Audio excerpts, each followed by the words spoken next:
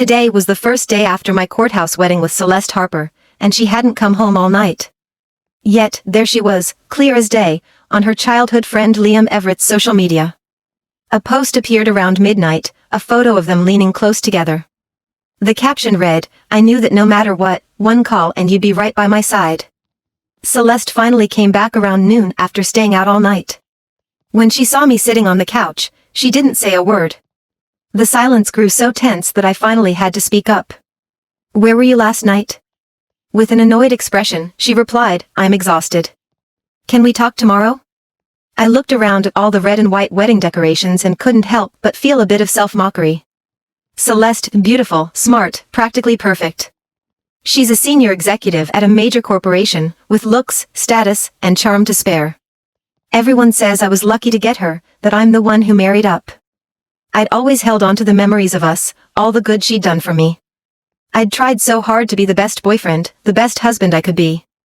But now that we're officially married, I just want out. I didn't reply to her. Instead, I sent a message to everyone who'd known we were getting married. They scolded me, and my family tried to talk sense into me. But I couldn't bring myself to tell anyone the real reason. Only my closest family knew, and after their initial anger faded into silence, they eventually nodded in support. That night, I went through more than I could process. I didn't look at Celeste, and she didn't care to ask, heading off to her room. I packed my suit for the next day neatly, took down all the decorations, and threw them in the trash. If I was leaving, I didn't need the newlywed home. As I was about to leave, I glanced at her room. Since we'd just moved in, we hadn't been sleeping in the same room yet. I paused a long moment, then left. On the way out, I texted her, "Let's get a divorce. I'm leaving." I put my stuff down where I was going, turned off my phone, and went to sleep.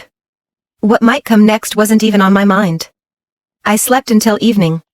When I turned on my phone, I saw over 20 missed calls from Celeste and a stream of messages on WhatsApp. The first few were sharp and questioning, but later, her tone grew softer. "What are you doing? We just got married. Say something. Don't just ignore me. Where are you? Where are you, babe? Can we please meet and talk this over?" I blocked all her contacts and slept alone till the next day. When I woke, a loud knock came at my door.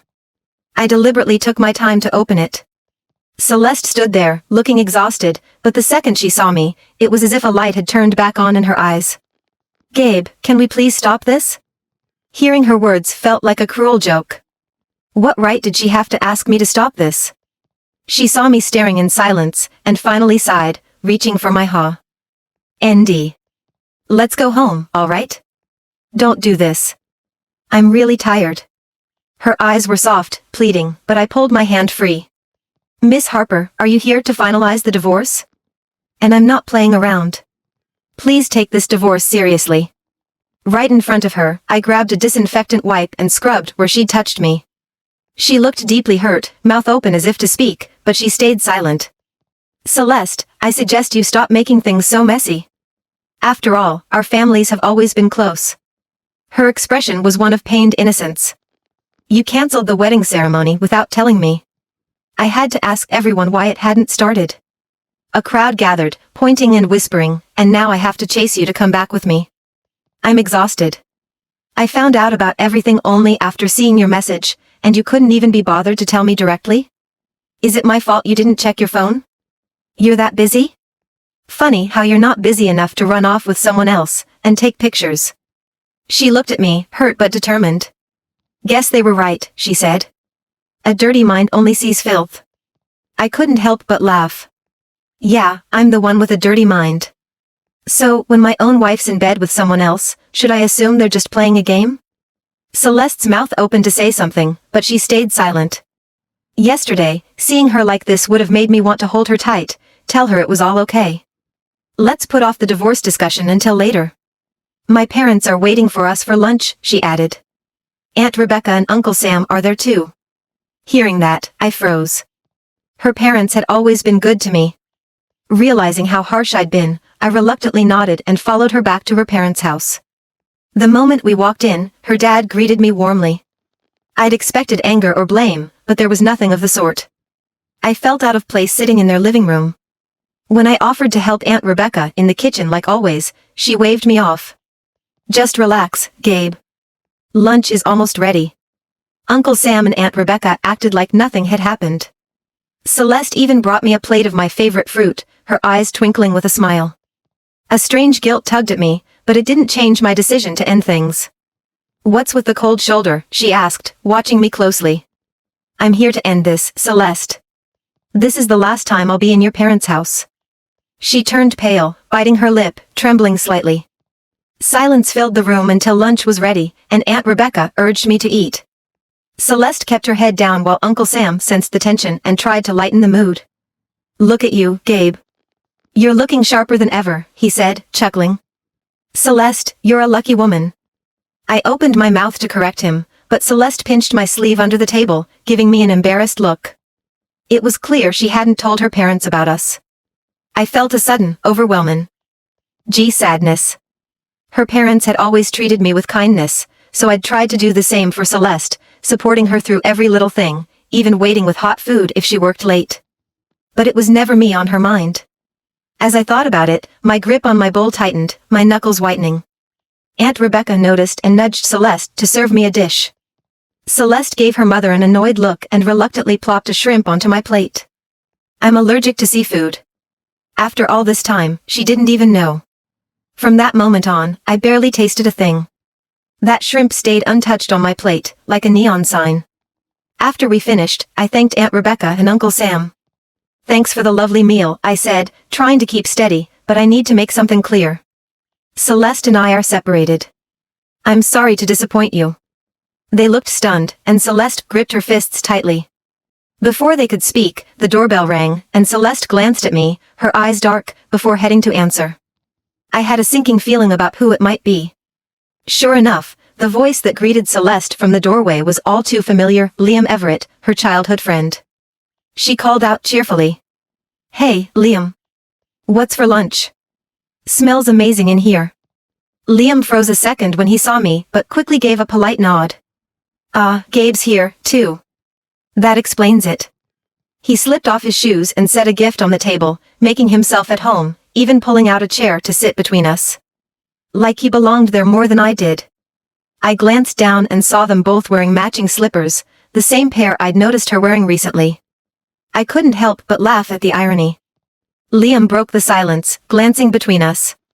What's with the mood in here? Celeste shot me a warning look.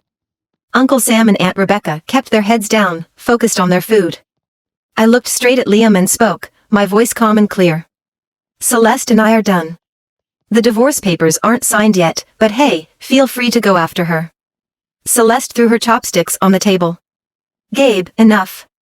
I told you, he's like a brother to me. You're the one making it something else. And just like that, I knew what I had to do.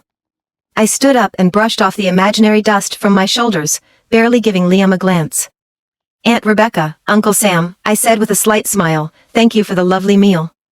You're kind to have me, but I don't think I belong here anymore. Please, enjoy the rest of your lunch. They walked me to the door, with Aunt Rebecca's voice thick with unspoken words. I waved goodbye to them, knowing the only two people in that house who genuinely cared for me were them. Once outside, I sped off to my friend's place. This friend had helped with every part of the wedding preparations, going above and beyond. Now, he deserved to hear the truth. By the time I reached his place, he was waiting for me with a look of sympathy. I sat across from him, explaining the situation carefully. Though I tried to leave out the ugliest parts, he caught on quickly. With a heavy sigh, he clapped a hand on my shoulder. Man, I knew that woman wasn't good news. But hey, this is your fresh start. I got some friends to introduce you to. We shared a laugh, a few drinks, and finally, I was able to breathe. The next day, when I got to work, a couple of colleagues came over, asking if I had wedding treats. After all, I'd taken leave to get married. It felt strange to say anything, so I just laughed it off, dodging their questions as best as I could. For the next few days, I went out of my way to avoid Celeste. I didn't think it would be that easy, but it was. Eventually, I sent the divorce papers to her email, though she didn't respond. It didn't matter. I was moving forward, she'd find her own way. After work, I grabbed my takeout and headed downstairs, only to spot a woman in a red dress waiting outside, holding a bouquet of red roses that matched her perfectly. People passing by were glancing her way. The sight brought back a flood of memories. She was just like that the first time I saw her. It had been junior year, at a party organized by some friends. The moment Celeste Harper walked in, she became the center of my universe. I stood there, spellbound, unable to think straight. Lost in thought, I didn't realize she was walking toward me, roses in hand, eyes soft and intent. She was impossible to ignore when she looked like that, all glowing.